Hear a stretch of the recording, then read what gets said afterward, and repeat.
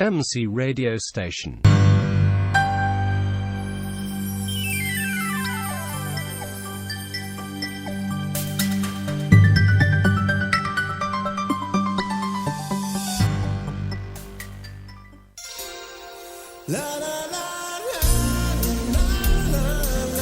MC Radio Online. MC Radio. Música y cultura. Amor, humor, actualidad. Todo en MC Radio Online. Gracias por escucharnos.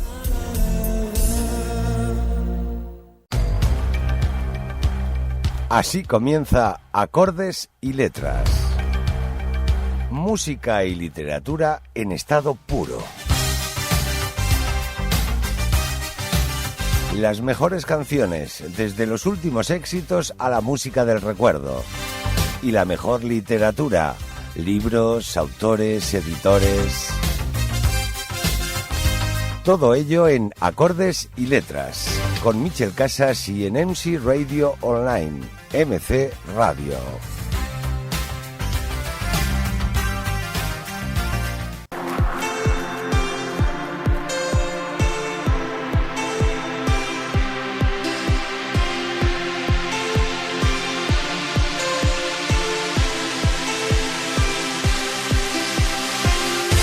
Bienvenidos a un nuevo programa de Acordes y Letras.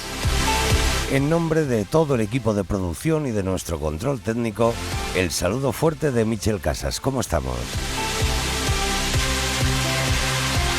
En MC Radio, música y cultura en nuestro Acordes y Letras, comenzaremos hoy hablando del nuevo trabajo de Arturo Pérez Reverte, una novela llamada Falcó. El propio autor nos contará cómo es Falcó, cómo es su personaje, cómo vive, cómo siente, cómo lo ha creado.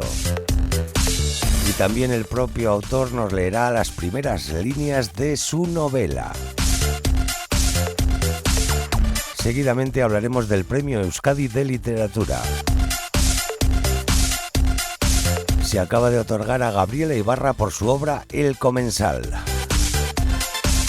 Pondremos voz a las preguntas de los oyentes y la propia Gabriela Ibarra nos contestará y nos hablará sobre El Comensal. En el Rincón del Poeta, en nuestras cartas al anochecer, tendremos una preciosa poesía llamada Tu Abrigo.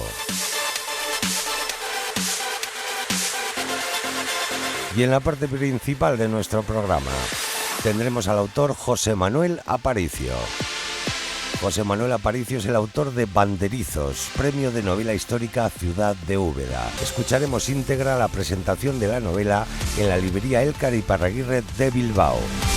Una presentación que, como veréis, no es muy larga, pero sí muy bien documentada e interesante.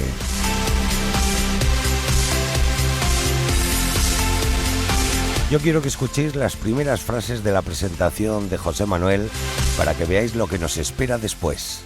Los banderizos fueron nobles de la Edad Media capaces de matar por un insulto.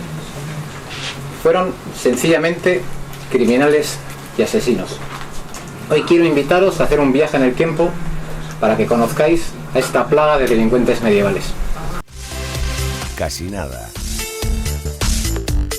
Todo esto y mucho más en Acordes y Letras. Hace 10 años más de 6 millones de lectores se emocionaron con la Catedral del Mar. Ahora llega su esperada continuación, Los Herederos de la Tierra. Vuelve a disfrutar la historia. Los Herederos de la Tierra, de Ildefonso Falcones, publicada por Grijalbo.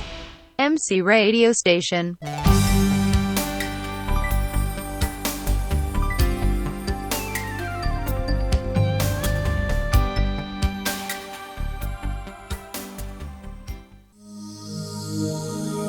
Arturo Pérez Reverte, Falcó. La Europa turbulenta de los años 30 y 40 del siglo XX es el escenario de las andanzas de Lorenzo Falcó, antiguo contrabandista de armas, espía sin escrúpulos, agente de los servicios de inteligencia. Durante el otoño de 1936 Mientras la frontera entre amigos y enemigos se reduce a una línea imprecisa y peligrosa, Falcó recibe el encargo de infiltrarse en una difícil misión que podría cambiar el curso de la historia. Un hombre y dos mujeres serán sus compañeros de aventura y tal vez sus víctimas, en un tiempo en el que la vida se escribe a golpe de traiciones y nada es lo que parece.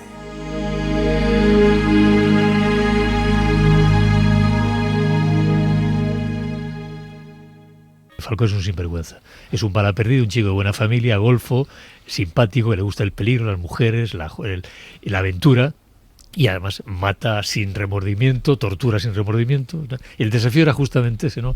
Hacer que el lector aceptara como compañero de viaje durante 300 páginas a un individuo como él. Tenía que serlo bastante elegante, simpático, guapo. La idea era que cualquier hombre quisiera ser amigo suyo y cualquier mujer quisiera llevárselo a la cama. Esa era un poco la idea. Y bueno, y eso, ahora será el lector quien decida si lo consiguió o no lo conseguí.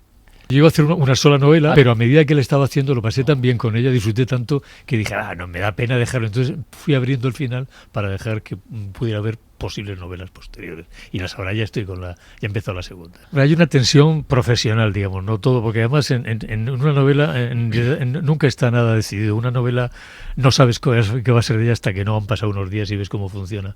Pero bueno, lo que pasa es que han sido 2 años de mucho trabajo, de mucha tensión, de mucho, y ver que de pronto ya está fuera, ¿no? Que ya escapa de tus manos, que ahora ya está en manos de otros, en juicio de otros, pues es una sensación extraña. Es como un amor que has tenido toda la vida o mucho tiempo y se va y ahora ya ves que se aleja y ya no depende de ti. O una hija que se hace mayor, ese tipo de cosas, ¿no? Hoy sería muy vulgar. Hoy un espía es vulgarísimo, todo eso a base de drones, de teléfonos, de una película de Tom Cruise es una película de espías, ¿no? Y eso es intolerablemente vulgar. Por eso me fui a los años 30, porque ahí todavía había tintas invisibles, fronteras, faltos pasaportes, cuchillas de afeitar ocultas en la banana del sombrero. Aún había ese tipo de cosas, además en ese mundo, en ese escenario tan fascinante que era la Europa de los años 30 y 40, con la guerra de España, la guerra mundial, todo ese mundo que se iba al diablo y el mundo que llegaba que no había llegado, los fascismos, los comunismos, los anarquismos, los nazismos, y eso era un terreno tan maravillosamente interesante que, bueno, comparado con él, ahora somos de una vulgaridad extraordinaria. Yo esta novela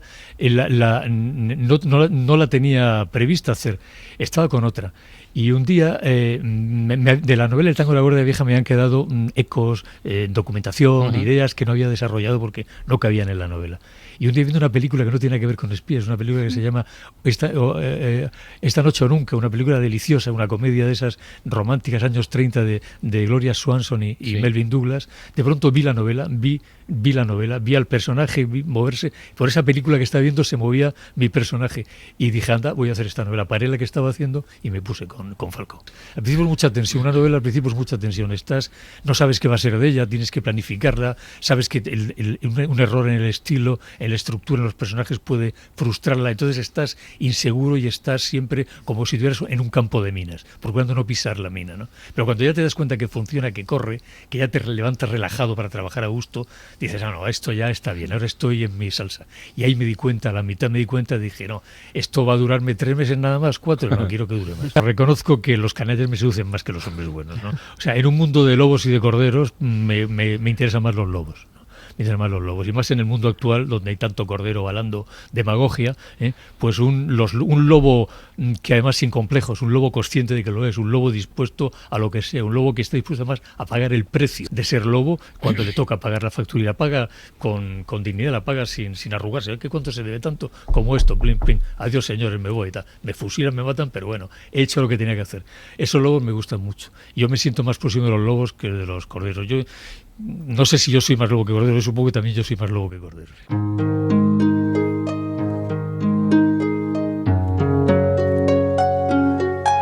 Hemos escuchado la trama, la sinopsis de Falcó, de este nuevo trabajo de Arturo Pérez Reverte, y en su propia voz hemos escuchado cómo era el personaje, cómo era Lorenzo Falcó, el entorno histórico en el que vive, cómo ha planificado la novela, si habrá continuación o no, que sí la habrá, y que los canallas le seducen mucho más que los hombres buenos, recordando el título de su última novela, Hombres Buenos. Y despedimos ya a Lorenzo Falcó y Arturo Pérez Reverte escuchando en boca del propio autor las primeras líneas de la novela.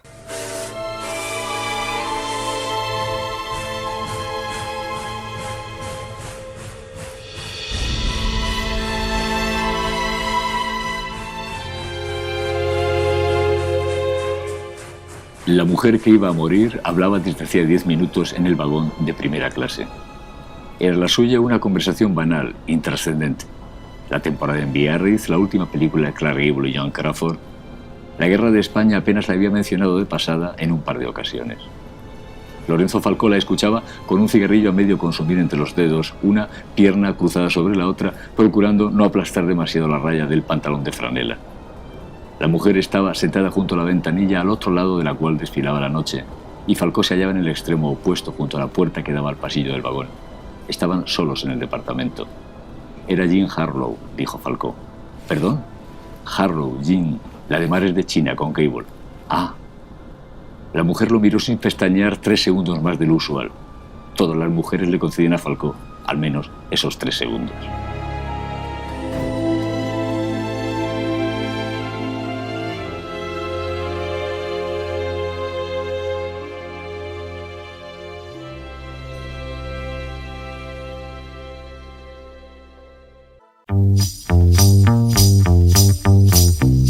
MC Radio Online.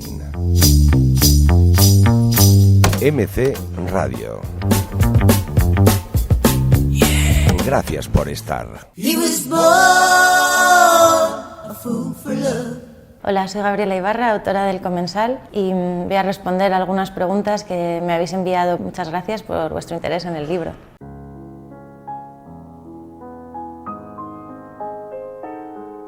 Esta es Gabriela Ibarra.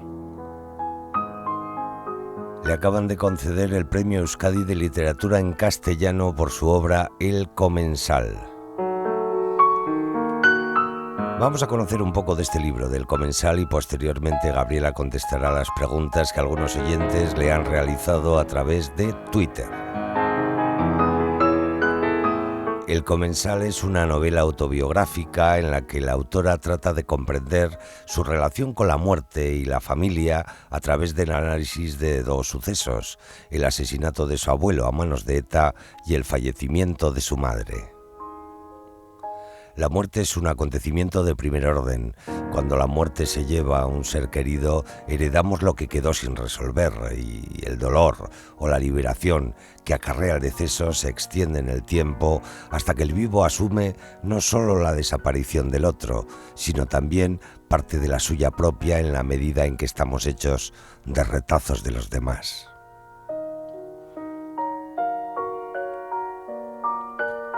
La primera parte del Comensal es una reconstrucción libre, por tanto no esconde parte de ficción de toda memoria, del secuestro y posterior asesinato del empresario Javier de Ibarra, quien también fue alcalde de Bilbao y presidente de la Diputación de Vizcaya durante el régimen franquista.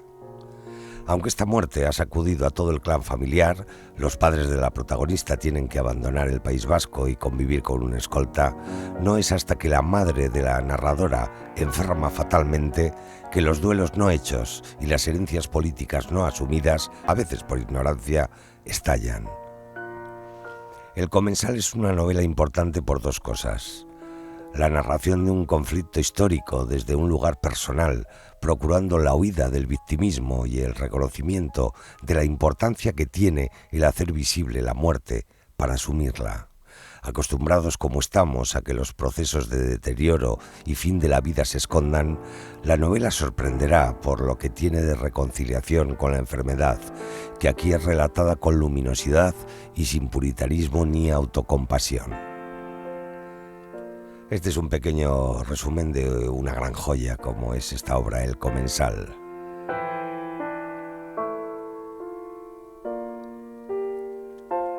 Ahora Gabriela Ibarra va a ir contestando a preguntas que le han realizado los oyentes a través de Twitter. Preguntas como esta: ¿afrontando la muerte tan de cerca ha cambiado en algo el modo de afrontar su vida o su modo de escribir? El Comensal es un libro que empiezo a escribir a raíz de la muerte de mi madre, así que es un libro que de alguna manera me lleva a escribir. No es que haya cambiado mi forma de escribir, sino que me llevó a escribir. De niña yo había escrito mucho, pero llevaba muchos años pues, por culpa del trabajo. Trabajaba mucho tiempo en la oficina, pues no me había dedicado a escribir, y a raíz de la muerte de mi madre pues me lo planteé como una posibilidad. Y luego mi percepción de la muerte ha cambiado bastante. Antes vivía de espaldas a ella y ahora la he incorporado a mi vida, pero sin dramatismos. ¿Por qué 2 historias en una, en lugar de una por libro? Mientras estaba escribiendo sobre la muerte de mi madre y sobre su enfermedad, necesité investigar la historia de mi abuelo y comencé a escribir las 2 historias en paralelo, iba saltando de una a otra y de la una a la otra, y yo creía que estaban relacionadas de alguna manera. De alguna manera la muerte de mi abuelo me permitía, aunque fuera un ejercicio casi de recomponer trozos de su historia, me ayudaba a poner en orden la muerte de mi madre. Entonces para mí eran dos ejercicios que estaban muy unidos. Por lo visto es bastante habitual el intentar trasladar los sentimientos a algún hecho físico, ¿no? Al principio del duelo de mi madre, para intentar canalizar toda la pena y el dolor, me dio por hacer origami, ¿no? Y entonces intentaba canalizar toda mi pena por ahí. Luego leí que la escritora canadiense Anne Carson, durante el duelo de su hermano, estuvo traduciendo un poema de Catulo en bucle, ¿no? Intentando buscar a su hermano ahí. Yo creo que de alguna manera estaba intentando buscar a mi madre y a mi padre y respuestas sobre mi familia en la historia de mi abuelo, y por eso creo que no pueden estar separadas, porque son parte de la misma historia. ¿Qué otros libros has tenido en cuenta para llevar a cabo ya sea por el estilo o el tema? Pues ha habido varios libros que me han dado ideas, y en distintos momentos. Al principio leí los libros de Joan Didion sobre el duelo, tanto en Noches Azules como El año del pensamiento mágico, y ahí descubrí que se podía hablar sobre la muerte de un padre o de una madre o de una persona cercana sin que fuera un ajuste de cuentas, ¿no? Porque yo tenía en mente que la mayoría de los libros en los que se hablaba sobre una madre o un padre solían ser ajustes de cuentas, pero ahí de Joan Didion me gustó mucho el respeto, y yo quería intentar trasladar ese respeto a mi historia. Después hay un poema de una autora americana que se llama Elizabeth Bishop, que se llama El arte de perder, que habla sobre la importancia de desprenderse de los objetos y de los lugares a lo largo de la vida. Y yo al leer ese poema me acordé mucho de mi madre, porque era una persona muy desprendida, y me parece que de alguna manera el aprender a perder es un ensayo también para aprender a saber morir bien. Y luego también el diario de duelo de Anne Carson por la muerte de su hermano, que se llama Knox, me ayudó a comprender que era posible escribir un libro de duelo sobre alguien que no habías conocido, como era el caso de mi abuelo, ¿no? Que no hacía falta que yo supiera muchos datos sobre su vida para escribir sobre él, porque en algún momento me llegué a cuestionar si realmente podía contar esa historia sin yo haberla vivido y sin yo haber conocido a mi abuelo.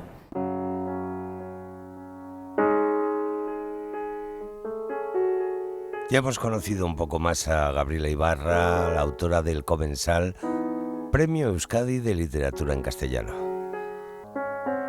Enhorabuena, Gabriela, por este premio obtenido, y a todos los oyentes invitaros a leer este precioso libro llamado El Comensal.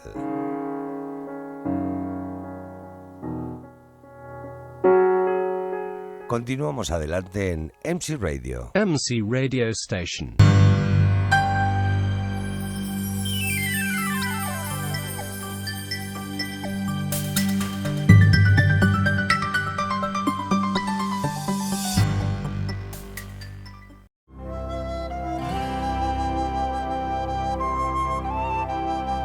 El Rincón del Poeta.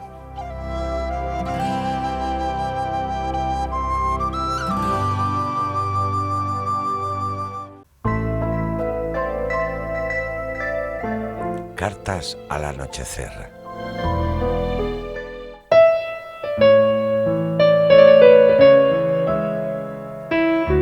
Tu abrigo.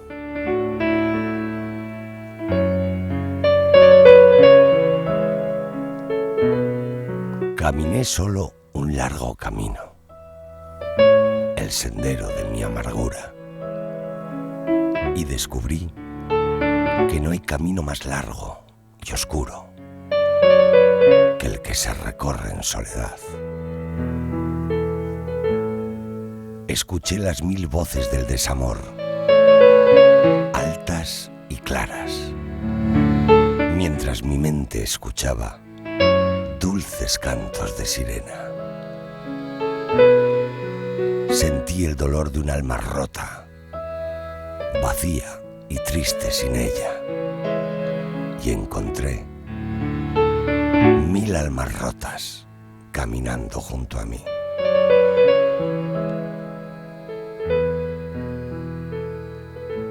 Solo cuando te faltan las fuerzas, cuando el destino se empeña en retarte, descubres que a tu lado otros caminan como tú.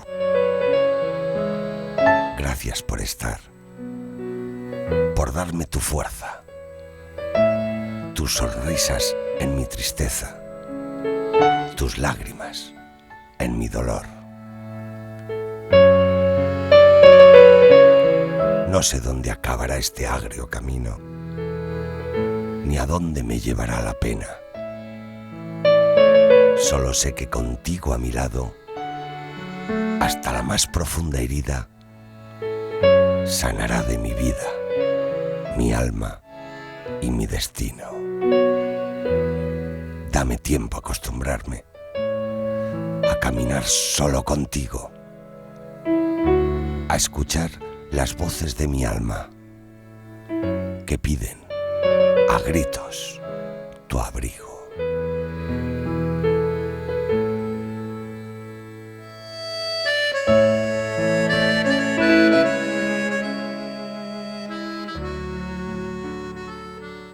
MC Radio Station.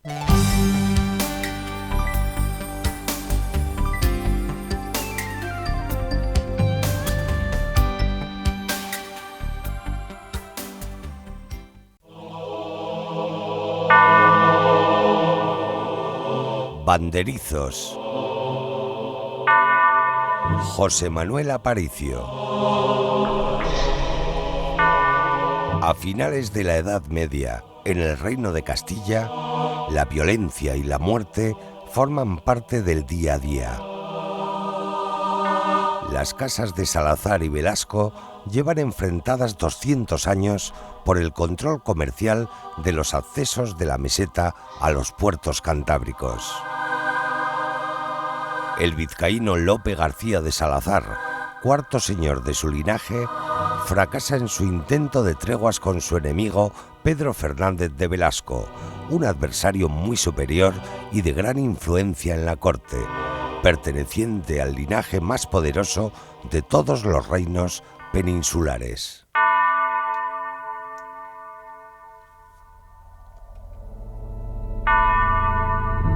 La entrada de Pedro Fernández con soldados en el señorío de Vizcaya desde Burgos desata las intrigas entre los demás señores, que deberán decidir a qué bando apoyan. Lope García se enfrentará a la amenaza que se cierne sobre su apellido y también a graves diferencias con los miembros de su familia. Honor, poder, ambición, amor y odio mueven a los protagonistas de esta novela inspirada en hechos reales.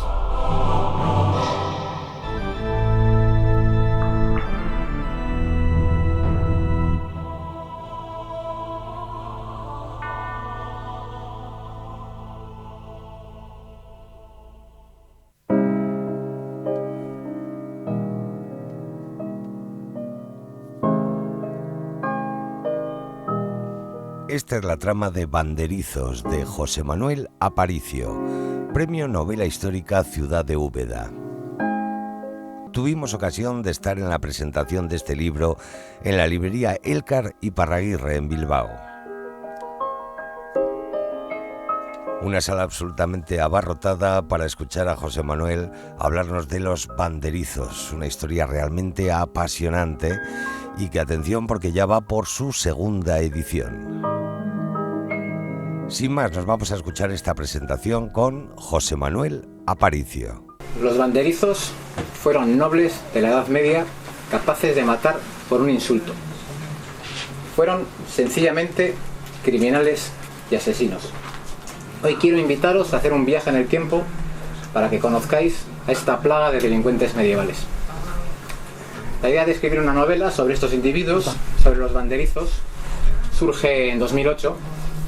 Se me ocurrió mientras estaba leyendo Limpieza de Sangre, la segunda parte de las aventuras del Capitán Alatriste. Lo que tienen de muy bueno estas novelas es que son capaces de trasladarte con mucha claridad, con mucha intensidad al escenario en el que se desarrollan, en este caso al Madrid del siglo XVII, al Madrid del siglo de oro. Pero yo pensaba por aquel entonces, y sigo pensando ahora, que hay una tendencia quizás un tanto exagerada a escribir siempre sobre lo mismo. Es muy fácil encontrar en cualquier librería pues libros que se desarrollen en ciudades como Madrid o como Sevilla o como París, por ejemplo, y es muy fácil encontrar novelas que muestren a personajes o giren en torno a personajes siempre conocidos como Hitler o como Felipe IV, por ejemplo. Yo en ese momento, en 2008, me marqué un reto, un objetivo: escribir una novela histórica que mostrase personajes poco conocidos en escenarios pequeños y poco conocidos. La gran pregunta en ese momento fue sobre qué y sobre quién iba a escribir. Y la respuesta estaba delante de mí, en mi propio pueblo, en Portugalete. Y tenemos la iglesia de Santa María, que algunos conoceréis, la Torre de Salazar, y aunque aquí no se ve, la estatua de un señor llamado Lope García de Salazar. Pero había un problema, y es que yo sabía muy poquito sobre el Portugalete medieval y sobre este señor, sobre Lope García. Así que empecé un largo proceso de documentación, y toda la información que fui recopilando y absorbiendo me sirvió para configurar un escenario en el que va a tener lugar el durísimo enfrentamiento entre las casas de Salazar y Velasco. Pero antes de entrar en detalles sobre este conflicto, necesitamos conocer quiénes eran los banderizos y cómo se organizaban. Las guerras de banderizos tienen lugar entre el siglo XIII y el siglo XV, y el principal motivo es una fuerte crisis económica que azota gran parte de Europa. Los linajes de la nobleza, especialmente de la pequeña nobleza, se ven muy afectados por esta crisis. Y lo único que se les ocurre para hacer frente a esta crisis, para proteger sus riquezas y sus privilegios, es recurrir a la violencia, al asesinato y al robo. Violencia, asesinato y robo aplicados sobre sus vecinos para quedarse con sus posesiones. Estos linajes de la nobleza se agrupaban en bandos. Las familias que tenían ciertos intereses se agrupaban en un bando, y las familias con intereses opuestos se agrupaban en otro bando. Por supuesto, si una familia cambiaba de intereses, iba a cambiarse de bando sin ningún problema. Eso es algo totalmente normal para ellos. Por lo tanto, ¿qué es un banderizo? Un banderizo es un miembro de la nobleza que combate en un bando. De la palabra bando se desprende banderizo. Este tipo de agrupaciones, de bandos, lo vamos a entender muy bien si tomamos como referencia una serie muy famosa de televisión que seguro que muchos conoceréis, os sonará: Juego de Tronos. Juego de Tronos no es una serie histórica, es una serie fantástica, pero nos va a venir muy bien como ejemplo. Pensemos en dos de sus familias principales, sus familias protagonistas, los Lannister y los Stark. Son dos familias nobles que se están enfrentando. Bajo ellas hay otras familias menores, secundarias, que les aportan sus armas, les aportan sus hombres y combaten bajo su mando. De hecho, en esta serie, en más de una ocasión, se utiliza el término banderizos. Os gustará saber que Juego de Tronos se basa en una de las guerras de bandos más famosas de la historia, que fue la que enfrentó en el siglo XV por la corona de Inglaterra a la casa de Lancaster y la casa de York, la que se conoce también como Guerra de las Dos Rosas. Esta fue una guerra de bandos de grandes proporciones, con grandes ejércitos, pero a nivel de Vizcaya, que es donde se desarrolla nuestra novela, en líneas generales no podemos hablar de grandes ejércitos. Tenemos que hablar más bien de pequeños grupos armados, de luchas vecinales, de peleas entre vecinos. Eso sí, los banderizos de Vizcaya lucharon de forma muy continuada y extremadamente salvaje. No olvidéis que esta gente era capaz de matar por un simple insulto. Y además eran extremadamente difíciles de controlar por las autoridades, con lo cual tenían campo abonado para cometer sus fechorías, para crear el caos más absoluto en la sociedad. Hemos dicho antes que en nuestra novela se van a enfrentar la casa de Salazar y la casa de Velasco, y esto fue bastante más que una pelea entre vecinos. La novela nos sitúa a mediados del siglo XV. Ese es uno de los momentos de mayor intensidad en las guerras de banderizos. La casa de Velasco es una de las más importantes de todos los reinos peninsulares. Cuenta con enormes posesiones y es muy influyente en la corte de Castilla. La casa de Salazar es una casa importante a nivel del señorío de Vizcaya, tiene algunas posesiones, tiene torres, tiene molinos, tiene ferrerías, pero es una casa menor en el conjunto de Castilla, es una casa secundaria, no se puede comparar en nada con Velasco. Velasco es un adversario absolutamente superior. En este momento, mediados del siglo XV, el jefe de la casa de Salazar es nuestro banderizo protagonista, Lope García de Salazar. Él es quien va a defender a sangre y fuego los intereses de su casa, de su linaje. Sus principales zonas de influencia se encuentran en las encartaciones del señorío de Vizcaya y son especialmente la torre de San Martín de Muñatones y la pequeña villa portuaria de Portugalete. En ese momento, el jefe de la casa de Velasco es Pedro Fernández de Velasco, conde de Haro. Y el objetivo de Velasco no es otro que anular aquí a los Salazares y hacerse con el control total de la zona. Y cuando un banderizo tiene un objetivo, está dispuesto a hacer cualquier cosa por conseguirlo. Os voy a poner un ejemplo muy gráfico de cómo se las gastaba esta gente. En 1419, el linaje de los Nesperuza se estaba enfrentando con el linaje de los La Sierra. La Sierra fue una familia que también tuvo enfrentamientos con los Salazares. Pues bien, estos Nesperuza, en una ocasión, un día, cogieron a un niño, a un bebé de los La Sierra, y se lo quitaron a su madre mientras le estaba dando el pecho, y lo mataron allí mismo, delante de ella. Por supuesto, estos Nesperuza duraron muy poquito y enseguida fueron pasados a cuchillo por los La Sierra. Este es el ambiente de absoluta brutalidad y salvajismo en el que se tiene que desenvolver nuestro protagonista, Lope García de Salazar. La gran pregunta es si Lope García será capaz de hacer frente, de oponerse a un poder tan superior como el que representa la casa de Velasco. Si alguno queréis conocer la respuesta a esa pregunta, la vais a encontrar aquí, en esta novelita. Hablando de Lope García, de él se pueden decir muchas cosas interesantes, por ejemplo, que fue un gran aficionado a la historia,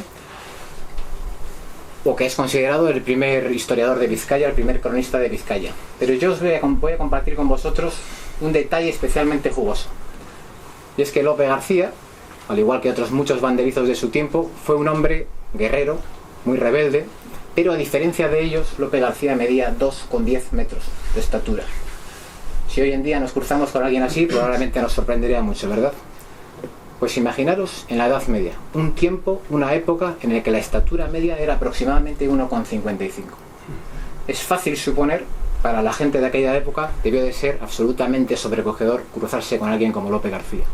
Y además, a Lope García le gustaba mucho alardear de ello, él era consciente de su superioridad física y de hecho en su torre de San Martín de Muñatones hizo construir una puerta de su tamaño para que la gente que fuese a la torre fuera consciente de la altura del señor que la habitaba.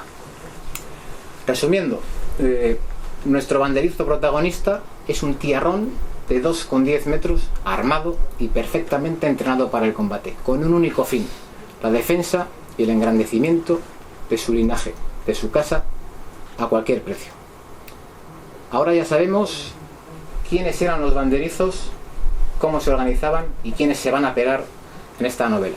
Entonces me gustaría abrir la presentación a vosotros, al público, para que hagáis vuestras aportaciones o comentarios, o si tenéis alguna pregunta la respondo con mucho gusto. ¿Quién quiere hacer la primera? ¿Quién quiere participar? Adelante, por favor. Hombre, yo he vivido en Portugalete, tengo tantos años, siempre me ha fascinado este personaje. Se dice, bueno, creo que no hay una prueba, pero bueno, de que fue envenenado por su propia familia, que le dieron un tipo de pescado que murió entre terribles convulsiones. Recordarás cómo en aquella época, para disimular los malos olores de la carne que no está en buen estado, incluso el pescado, especias, ha habido cronistas que se han quejado de que está que sabe, que no sabe ni a lo que sabe a azafrán, lo otro, para camuflar algo en mal estado. Pero no hizo falta un veneno, que había algún italiano, bueno, en la península itálica pululando por estos sitios, expertos en venenos, no hizo falta recurrir a eso. ¿Haces mención en la novela a ese tema de la muerte tan horrible que tuvo? Eso es algo que es mejor, entiendo la pregunta, está muy bien y es muy hábil, pero es algo que es mejor de descubrirlo, Sí, no quiero descubrirlo en la lectura. Entonces nos lo guardamos para que la gente, Por supuesto. lo que tenga que descubrir, lo descubra en la lectura. Muchas gracias. ¿Alguien más quiere decir algo o preguntar algo? Lo he explicado todo muy bien, no tenéis que preguntar nada. Muy buena presentación. Bueno, pues antes de terminar, quiero compartir con vosotros una reflexión sobre el mundo del libro. Se suele decir que leer es caro, que la gente no lee porque cuesta mucho, que cómo vas a pagar 15 o 20 euros por un libro, que lo coges, lo lees una vez y lo dejas en una balda. Quiero deciros algo. Por menos de la mitad de lo que cuesta una entrada para el fútbol, por ejemplo, y eso que a mí me encanta el fútbol, un libro os proporcionará cultura y diversión durante días o semanas. Y eso es, en definitiva, lo que se ofrecerá una novela como Banderizos. Leer Banderizos es hacer un viaje muy intenso y diferente a la Edad Media. Un viaje que os permitirá sentir casi en primera persona de lo que eran capaces estos terribles individuos que fueron los banderizos. Un viaje que estoy seguro de que no os va a defraudar. Y ahora, a quien quiera, con mucho gusto le firmo la novela. Antes de eso, perdona un momento, Sí. así ya has comentado, bueno, ya sabemos que al menos parte de los personajes o de los protagonistas de la novela son reales. Sí.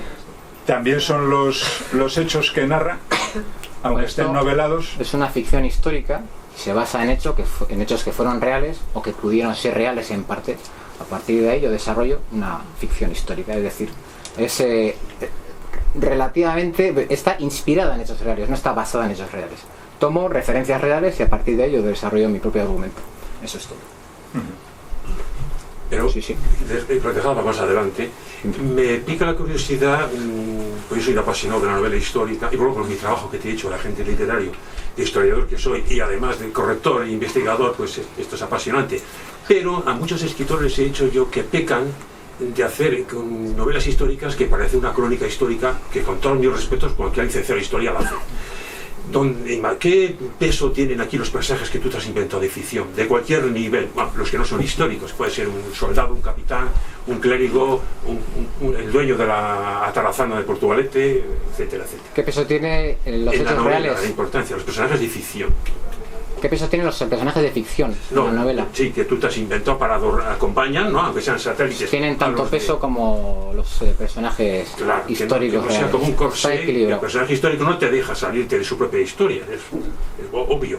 No puedes inventarte tú otras situaciones de lo que pasó, los encuentros armados que tuvieron los ambos bandos, etc. ¿Por qué no se puede hacer eso? Bueno, es jugar con la ficción verosímil, lo sé, pero... Tenemos que diferenciar un ensayo histórico o un libro de historia con una ficción histórica. es Son que- conceptos diferentes. Yo a muchos escritores les he dicho, es que el equilibrio entre novela histórica, para no pasaros de información histórica, ni tampoco quedaros corto, yo creo que requiere un profundísimo estudio de la época. Eso Y entonces, indudablemente, sí. sin duda lo has hecho, ya te he leído, lo que te he dicho de Portugalete me encantó, y sé que tienes capacidad por ello, y por eso sin duda tanto ese premio, pero dentro de ese tema, para enganchar más al lector, imagino que los personajes que te has creado de ficción, que acompañan a los históricos, cuyo destino es imprevisible, porque te los has creado tú, pues tienen que tener su importancia y su peso, ¿no? Pues, pero me ha gustado finalmente la comparación que has hecho de la Guerra de las Dos Rosas, y que este es el Juego de Tronos del norte de España, de la península. Sí, la diferencia es que es una pequeño, ficción histórica real y Juego de pero Tronos pues es una obra fantástica. El símil que has hecho es muy bueno. Muchas Te gracias. felicito por ello, porque Muchas gracias. para poder vender este producto a una cadena de televisión, una potente, por ejemplo, gente que está buscando estas cosas. Y entonces, lo que tú dices, otra vez en Sevilla, ahora están rodando La Peste, van a empezar a rodar. Otra vez Sevilla, otra vez La Peste, otra vez Barcelona. Barcelona ya están aburridos en Cataluña, tanto Barcelona. Esto es mi original porque es un territorio desconocido, incluso para los propios vizcaínos, para muchos, no digamos los de ahí fuera. Bueno, hay comentarios de gente que la ha leído y dice que una cosa que le gusta es descubrir escenarios que no conoce, poblaciones que no conoce, y bueno, eso es algo y nuevo que luego aporta se esta visitan, novela. Eso es, Claro, luego que la y gente lo hago yo. venga y lo disfrute y lo Yo visite voy a y ver descubra eso. que hay más sitios aparte de Madrid, Barcelona o Sevilla, Lo hay, por ejemplo. por eso están los Juegos de Tronos aquí, ahora en Barrica, y Efectivamente, a Tulugachi, Así van a ir a esa maravilla que hay en la acantilado de Zumaya. Efectivamente. Que tenemos escenarios aquí Sí, sí, muy importantes. buenos y muy bonitos. Muchas gracias a todos por haber venido. Vale.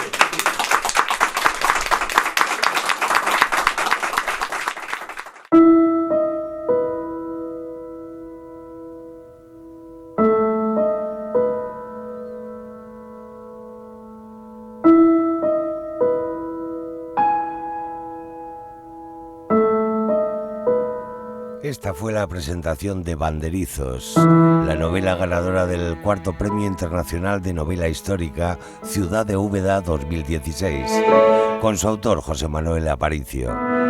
Como os contaba anteriormente, fue una exposición corta, pero muy bien documentada y muy interesante. Por supuesto que el autor no quiso desvelar más partes de la trama del libro, porque lo que hay que hacer es comprarlo y hay que leerlo. Pero nos quedamos todos con muchísimas ganas de más y estoy seguro de que todos los que estábamos presentes vamos a leer este libro de José Manuel Aparicio. José Manuel, enhorabuena por este trabajo, por esta documentación tan intensiva y sobre todo por este éxito, por este 4º Premio Internacional de Novela Histórica Ciudad de Úbeda. Te deseamos toda la suerte del mundo con este trabajo y atención porque esperamos más, muchísimo más.